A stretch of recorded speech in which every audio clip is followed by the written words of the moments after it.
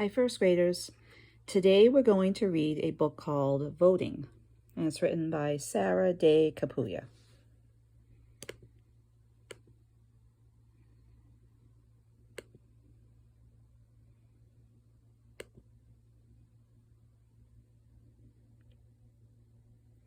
And the caption here says, School Children Preparing for a Classroom Election. What is voting? Is there about to be an election in your classroom or school? Perhaps the adults you know are learning about local or national candidates so they can decide whom to vote for. Voting is an important part of contributing to a community. People vote to choose their leaders. The person who gets the most votes is the winner. Mayors, town council members, governors, and the President of the United States are among the many government leaders who are voted into office. In some elections, people also vote on issues, such as whether a highway should be built through their town. And this caption says, voters gather to greet a candidate. People voting. The ancient Greeks were among the first people to vote. More than 2,500 years ago, they began voting to choose public officials or leaders. Usually they voted by raising their hands. About 2,000 years ago, the Romans began using the secret ballot. With a secret ballot, people vote in private. Then they put their ballot in a container with other marked ballots. People don't have to worry about what other people might think of their choice. From about 4 BC to the AD 1700s, kings and queens ruled most of the world's countries. The word of a king or queen was law. Ordinary people had no chance to vote for their leaders. And this caption says, in ancient Rome, the members of the Roman Senate were elected by the people through a secret ballot. They had no control over their laws or how their government was run.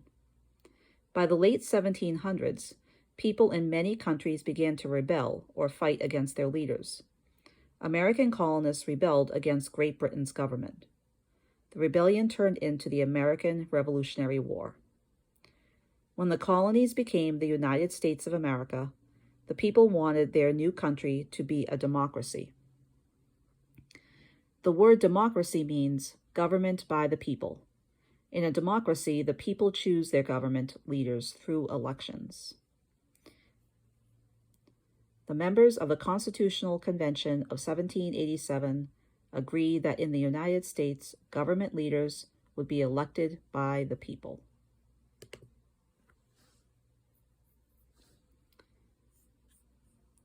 Women, American Indians, and Black Americans were among those who had to struggle to win the right to vote in the United States. By voting for leaders who represent their views, people have a voice in how their government is run. However, at that time, not everyone in the United States was given such a voice. Only white men who owned land were allowed to vote. Poor people, Black Americans, women, and American Indians were not allowed to vote. Over the next 200 years, though, each group gained the legal right to vote. Who can vote?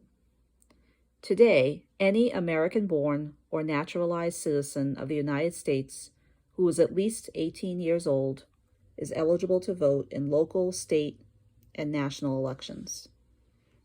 A naturalized citizen is someone who was born in another country, moved to the United States to live permanently, and later became a U.S. citizen.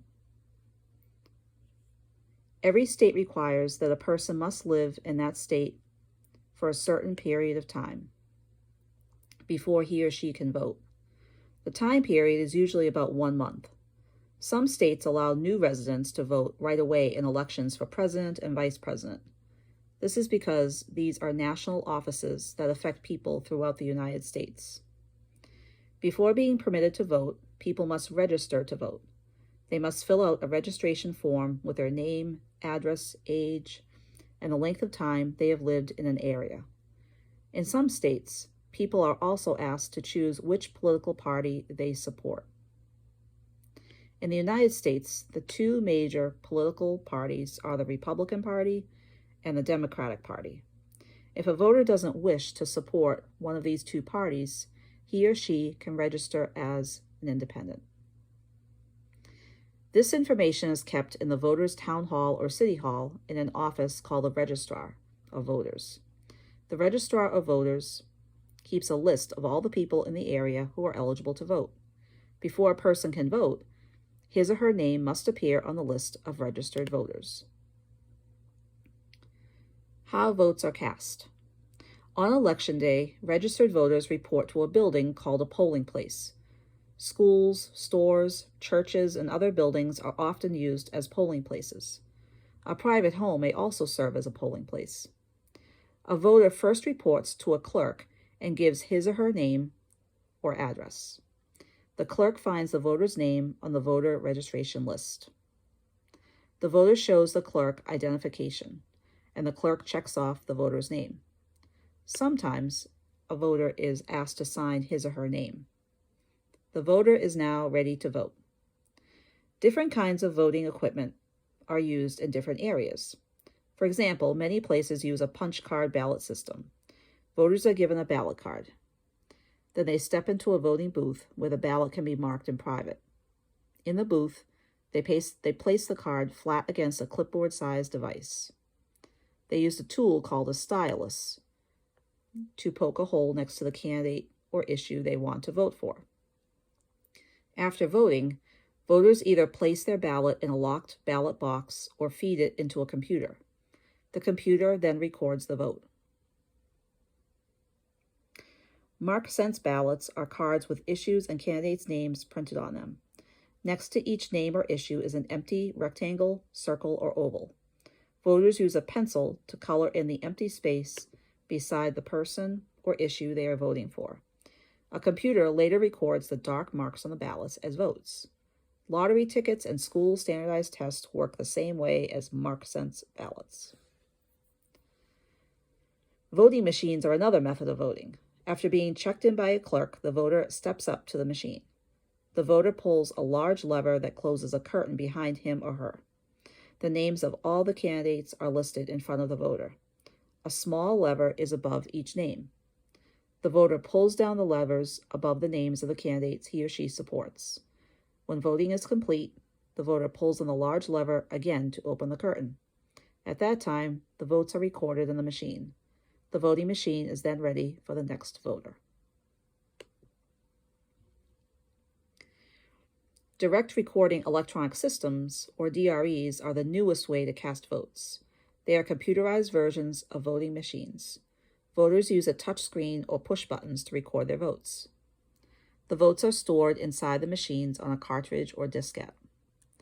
In a few places, paper ballots are still used. With these, voters simply write an X or another mark next to the names of their chosen candidates.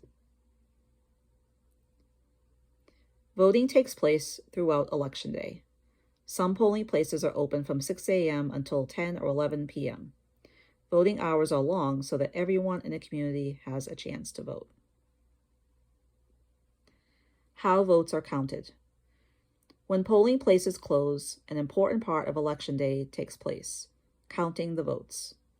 Voters watch television or listen to the radio to find out the results of the election. In polling places where paper ballots were used, clerks open the ballot boxes. The clerks count the votes by hand. Depending on how many votes must be counted, it may take several hours to determine the winner. It is faster and easier to count the votes from polling places where voting machines are used. It takes only a few minutes for clerks to unlock each voting machine and copy the vote totals from its record. Punch card, mark-sense, and DRE ballots can also be counted quickly since their results are tallied by computer.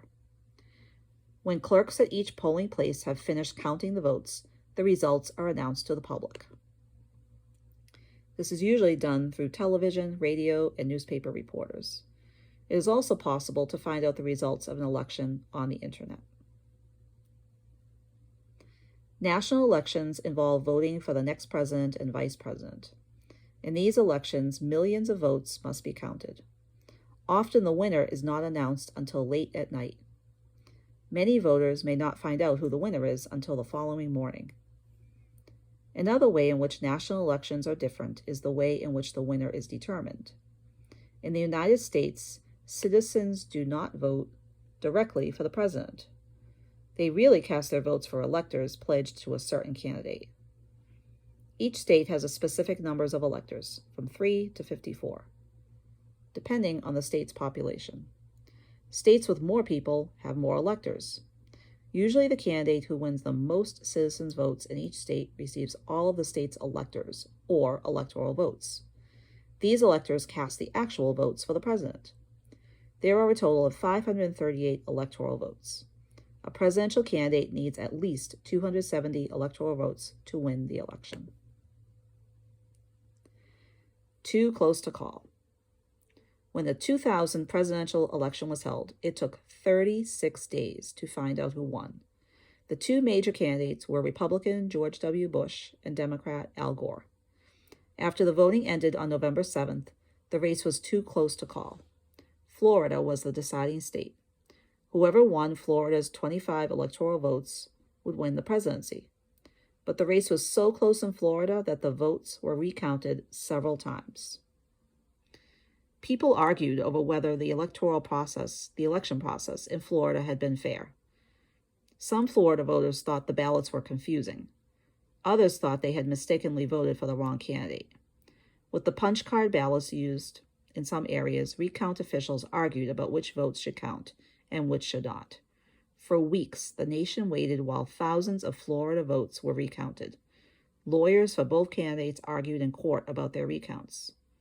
On December 13th, the U.S. Supreme Court stopped the counting. George W. Bush won Florida and the election by only 537 votes. The events in Florida made many Americans want easier, more accurate ways of placing and counting votes. Why should you vote? Why should you learn about voting and politics now if you can't vote until you're 18? Because voting is an important part of living in a democracy. People can help change their communities for the better by supporting leaders who have good solutions to important issues. Even though you can't vote yet, you can still write to elected officials. You can tell them what you think they should do about issues that concern you. Also, you don't have to wait until you're 18 to become involved in classroom and school-wide elections. What do you think of the candidates? How do they want to solve problems? Do you trust them to keep their promises? Ask some questions so you will be well informed when it is time for you to vote. There are ways you can get involved in local, state, and national elections too. Volunteer to put up posters in your neighborhood for your favorite candidate. Dedicated volunteers are always needed at a candidate's campaign headquarters. You can stuff envelopes, make copies, or run errands. Perhaps you will enjoy your involvement so much that you will run for office yourself someday. People may be voting for you.